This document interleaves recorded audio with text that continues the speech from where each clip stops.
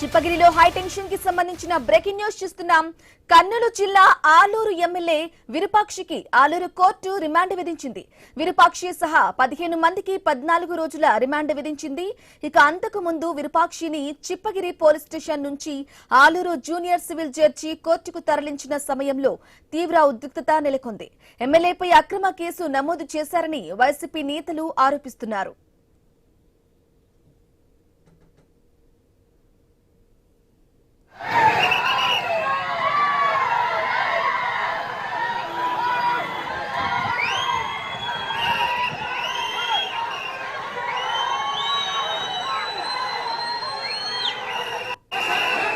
అయితే నిన్న రాత్రి సంఘాల నేమకల్లిలో టీడీపీ కార్యకర్తలపై దాడులు దౌర్జన్యాలకు పాల్పడ్డారన్న ఆరోపణలతో ఎమ్మెల్యే విరూపాక్షికి సహా 15 మందిపై కేసు నమోదైంది.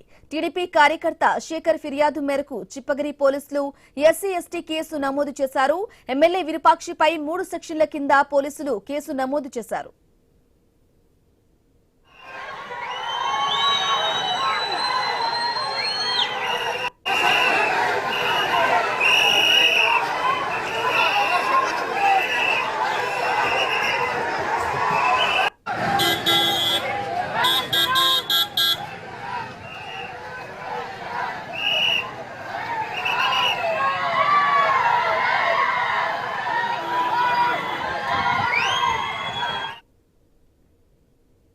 రటిక ఎమ్మెల్యే విరూపాక్షితో సహా 15 మందికి 14 రోజుల పాటు రిమాండ్ విధించింది ఆలూరు కోర్టు. ఇదే విషయానికి సంబంధించి పూర్తి అప్డేట్ మా ప్రతినిధి సాగర్ ఫోన్ ఇన్ ద్వారా అందిస్తారు. సాగర్, చిప్పగిరిలో హైటెన్షన్ కి సంబంధించిన అప్డేట్స్ ఏంటి? కర్నూలు జిల్లా ఆలూరు ఎమ్మెల్యే విరూపాక్షికి అయితే 14 రోజుల రిమాండ్ అయితే విధించారు. మొత్తానికైతే ఈ వ్యవహారం అంతా కూడా కర్నూలు జిల్లా చిప్పగిరి మండలం నేమకల్లు అలాగే సంఘాల మధ్య రేగిన చిచ్చు, అంటే వైసీపీకి సంబంధించి టీడీపీకి సంబంధించిన కార్యకర్తల మధ్య రేగిన చిచ్చు అది చిలివిచిలి గాలివాన్లా మారింది. చివరికి ఇది ఏకంగా ఎమ్మెల్యే పైన ఎమ్మెల్యే కొడుకు చంద్రశేఖర్ కావచ్చు, ఆయన సోదరుడు శ్రీరామ్ కావచ్చు, అలాగే ఈ కేసులో మొత్తం 34 మంది మీద కేసులు నమోదయ్యాయి. వీటిలో ప్రధానంగా 15 మందిని అయితే ఈ రోజు రిమాండ్ కి తరలించడం జరిగింది. ఆలూరులోని జూనియర్ సివిల్ జడ్జి కోర్టు వీరికి మొత్తం మీద అయితే రిమాండ్ విధించింది. మొత్తం ఈ కేసు పూర్వాపరాలు దీని ట్రాన్స్పరెన్సీ కూడా చూసుకుంటే ఇసుక డంపింగ్ వ్యవహారంలో ఏదైతే కర్నూలు జిల్లా చిప్పగిరి మండలం ఏదైతే నామకాలు వాళ్ళ 2 గ్రామాల మధ్య మొదట ఈ చిన్నగా వ్యవహారం స్టార్ట్ అయింది, గొడవ స్టార్ట్ అయింది. దీనికి సంబంధించి వైసీపీ కార్యకర్త ఫోన్ చేశారు. దానికి సంబంధించి ఎమ్మెల్యే నేరుగా కూడా వాళ్ళని పరామర్శించేందుకు అక్కడికి వెళ్ళారు. అక్కడికి వెళ్ళిన సమయంలో వాళ్ళని పరామర్శించి వస్తుంటే టీడీపీకి సంబంధించిన వారు వాళ్ళ మీద అంటే వైసీపీకి సంబంధించిన ఎమ్మెల్యే సోదరి మీద దాడి చేయడం జరిగింది. సో దీనికి వ్యతిరేకంగా ఆయన చిప్పగిరి పోలీస్ స్టేషన్ వద్ద బైఠాయించి అర్ధరాత్రి వరకు అక్కడ బైఠాయించడం జరిగింది. అనంతరం ఇంటికి వెళ్లారు ఎమ్మెల్యే విరూపాక్షి గారు. అనంతరం కూడా నేరుగా అర్ధరాత్రి భారీ బందోబస్తు భారీ పోలీస్ బలగాలతో నేరుగా ఆ విరూపాక్షి ఇంటికి చేరుకున్న పోలీసులు ఆయన అర్ధరాత్రి 2:30 గంటలు అంటే సుమారుగా 2:40 నిమిషాల ఆయన్ని ఇంటి తలుపులు బద్దలు కొట్టి ఆయన అరెస్ట్ చేసి స్టేషన్ తీసుకొచ్చారు. స్టేషన్ తీసుకొచ్చిన తర్వాత రాత్రి నుంచి కూడా ఆయన చిప్పగిరి పోలీస్ స్టేషన్ వద్దే ఉన్నారు. దీనికి సంబంధించి ఈ విషయం తెలుసుకున్న వైసీపీకి సంబంధించిన అనేక మంది, ఇటు కర్నూలుకు సంబంధించిన మాజీ ఎంపీ బొట్ట రేణుక కావచ్చు, అనేక మంది కూడా పోలీస్ స్టేషన్ వద్దకు వెళ్ళడం, అక్కడంతా కూడా మొత్తం హైటెన్షన్ వాతావరణం నెలకొంది. ఈ సమయంలో అంటే ఎటువంటి కేసులు నమోదు చేస్తారు, అసలు దీనికి సంబంధించి ఎలాంటి చర్యలు తీసుకుంటారు పోలీసులు అనే వ్యవహారంలో బాధితుల పైనే కేసులు నమోదు చేయడం, అలాగే ఎమ్మెల్యేని అరెస్ట్ చేయడం, ఎమ్మెల్యే కొడుకును కూడా ఈ కేసులో ఇన్వాల్వ్ చేయడం, ఇవన్నీ కూడా చాలా తీవ్ర పరిణామాలకు దారితీసింది. అలాగే ఆయన్ని కోర్టు అంటే ఎమ్మెల్యే విరూపాక్షిని కోర్టుకు తీసుకెళ్లే సమయంలో కూడా వైసీపీకి సంబంధించిన కార్యకర్తలు కావచ్చు, నాయకులు కావచ్చు ఆ వ్యాన్ కి అడ్డం పడడం, అక్కడంతా కూడా తీవ్ర ఉద్రిక్త వాతావరణం నెలకొంది. ఈ పరిస్థితుల్లో దీనికి సంబంధించి జగన్ కూడా కాసేపటి క్రితం ఎక్స్ వేదికగా ఒక ట్వీట్ కూడా చేశారు. అంటే మొత్తానికి ఈ కేసుకు సంబంధించి కూటమి ప్రభుత్వాన్ని విమర్శలు చేస్తూ జగన్ చేసిన ట్వీట్ కూడా ఇప్పుడు సంచలనం రేపుతుంది. నారాసుర పాలనలో అరాచకం పరాకాష్ఠకు చేరిందని, ప్రశ్నిస్తే దాడులు చేస్తున్నారని, బాధితులకి అండగా నిలబడితే ప్రజలపైన కేసులు పెడతారా అంటూ తీవ్రంగా విమర్శించారు. ఇదే సమయంలో కూడా దాడి చేస్తున్న వాళ్ళు అధికార పార్టీ వారైతే ఇక రక్షణ ఎక్కడ ఉంటుంది, బాధితులు వైసీపీ వారైతే వారిని ఎవరు కాపాడతారు అనే కోణంలో కూడా ఆయన ట్వీట్ చేశారు. ప్రధానంగా కూడా చంద్రబాబు నాయుడు గుర్తుపెట్టుకోవాలి, రాష్ట్రంలో అసలు ఏం జరుగుతుంది, అక్రమ కేసుల అరెస్టులతో వైసీపీని భయపెట్టారు. అలాగే 2025లో డీసీకి సంబంధించిన అవకతవకలపై లోకేష్ రాజీనామా చేయంటూ సుదీర్ఘంగా ఓ పోస్ట్ కూడా పెట్టారు.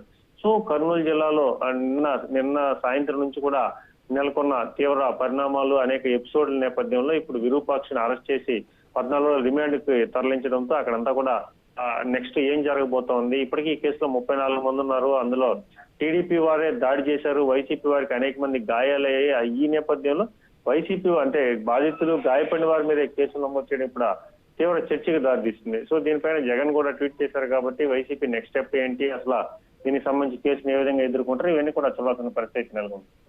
Right Sagar Reddy, thank you for the updates.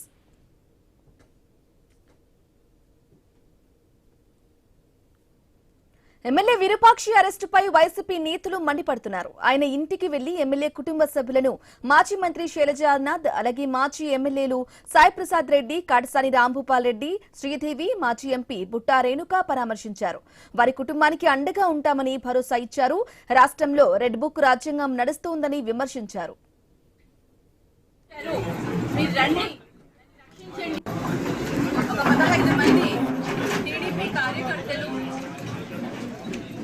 ఇంటికి వెళ్ళి అతన్ని కొట్టడం జరిగింది. అతన్ని కొడుతున్నప్పుడు భయం వేసి ఎమ్మెల్యే గారికి కాల్ చేసి, అన్నా నన్ను మీరు చంపడానికి వచ్చారు, మీరు రండి, నన్ను రక్షించండి అని కార్యకర్త ఎమ్మెల్యే గారికి కాల్ చేస్తే ఎమ్మెల్యే గారు ఆయన హడావుడిగా అలాగే బయలుదేరి వెళ్ళడం జరిగింది. మరి ఆయనకి నచ్చ చెప్పి ఒక కార్యకర్త ఆపదలో ఉన్నాను, ఇది ఇప్పుడు రాకపోతే పొద్దున్న నా శవానికి వచ్చి చూస్తామని చెప్పినాడు.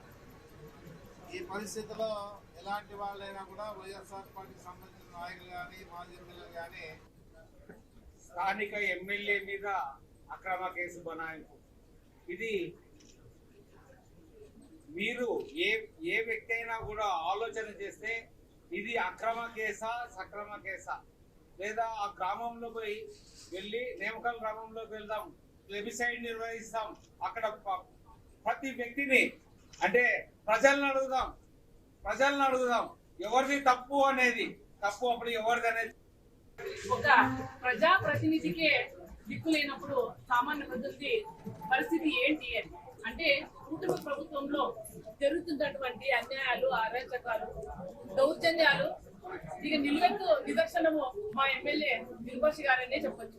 ఎందుకంటే ఈ రోజు కూటమి ప్రభుత్వం ఇక్కడ ఉన్నా లేకపోయినా, వాళ్ళు ఏ దానికి పోయినా కూడా ప్రతి ఒక్క దానికి మా జగనన్న ప్రభుత్వంలో కులం చూడలేదు, మతం చూడలేదు, ప్రాంతం చూడలేదు, మరి ముఖ్యంగా పార్టీ కూడా చూడకుండా ఈ రోజు వ్యవస్థని నడుపుకుంటూ వచ్చినటువంటి వ్యక్తి జగన్మోహన్ రెడ్డి గారు. ఈ రోజు చూస్తే మొన్నటికి మొన్న